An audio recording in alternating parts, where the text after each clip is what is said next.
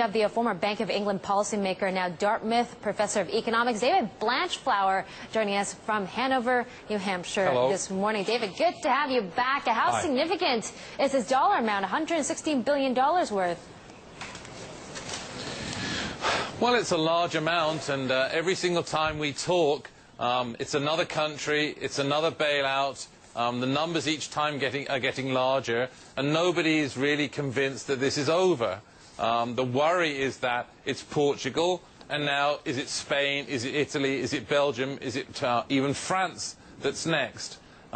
This is obviously a sovereign debt crisis that isn't over, and nobody's convinced that it's over. The big problem is, over-indebted countries, you solve the problem by giving them more expensive debt, and that doesn't seem to work.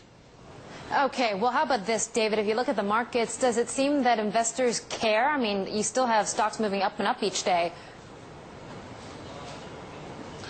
Well, they don't seem to. They seem to think we can ride through this.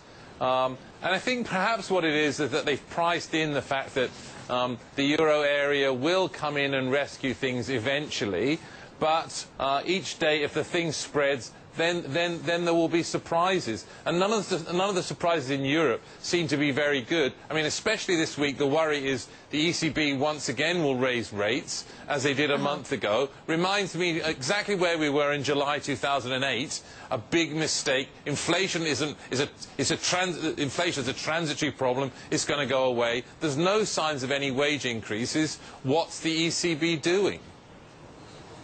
Right. Well, let's talk about the ECB after I talk about Spain, because that is a big concern. What about 21% unemployment in this apparently big economy that's too big to fail?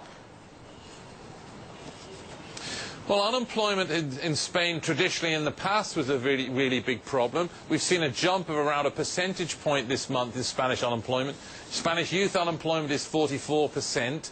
I think, though, the big worry are all these empty houses, the big house price growth that came. There hasn't been much of a house price decline, but that's going to change if the ECB starts to raise rates. And there will be big problems of negative equity. The Cajas, Santander and these other places will have a real problem. Spain, I think, looks, to this point, it's sort of ducked things, but the evidence is fiscally it's in a degree of trouble. I think the growth there doesn't look to be strong.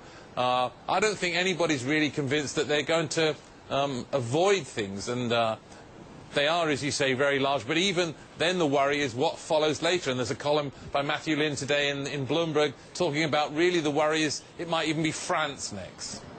Wow, France next. That sounds pretty detrimental. So let's talk about Spain in particular, because, yeah, that is scary, because I asked you last time, you know, what's the probability of Spain going under and needing a bailout? And you said, well, you know, I just want to say that the risks have jumped up. Would you say that these risks have increased even till today? Well, I think they're increasing all the time. I mean, if we talk about Portugal, remember that a great deal of trade from Portugal is to Spain. They share a border. There's lots of common ground between the two countries. Each time the crisis hasn't stopped. I keep having in my mind there were 5 million or so new houses built there, big house price increases, 1 million houses sitting empty, but they're held up, if you like, because all these folks have variable rate mortgages, but as soon as the ECB starts to raise rates, guess what? That's going to be a big problem. The situation so worse than 50-50 then. It's not 50% that Spain will go under, 50% it won't. Would you say it's actually more geared to yes, probably? I think, I said to you, I think before, it's around 50-50, and I think the odds are going stronger than that now. Okay. Well, David, let's talk about the ECB raising rates. You said it was a mistake last time, and they seem to be ahead of the curve. They have indicated that they probably will be raising rates again. You don't think there's inflation right now in the European Union? Well, they're ahead of the curve. I don't think they're ahead of the curve. I think they're making a big mistake. I I thought what I should do before I came was come and have a look at the wage data. So first of all, the inflation is under 3%, so where's the big problem? We know that it's driven by temporary effects of oil and commodity price increases. As long as there isn't another set of hikes to those, then we should see inflation drop away. And I was just looking at the data from the OECD on compensation per employee in the private sector. It's 2%. There is no wage inflation. You know, there's hardly any inflation. Some say the Fed is behind the curve. Everybody else has raised interest rates. The Fed is still standing pat and still infusing the economy with stimulus. Well, I think the Fed is standing pat. I listened to the press conference this week.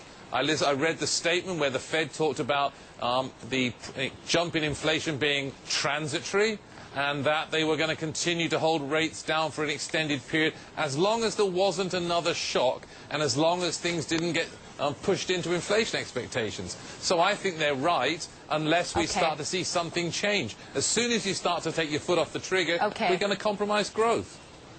All right, David, I'm out of time, but always a pleasure. Thank you for that. David Blanchflower, former Bank of England policymaker. Always a pleasure.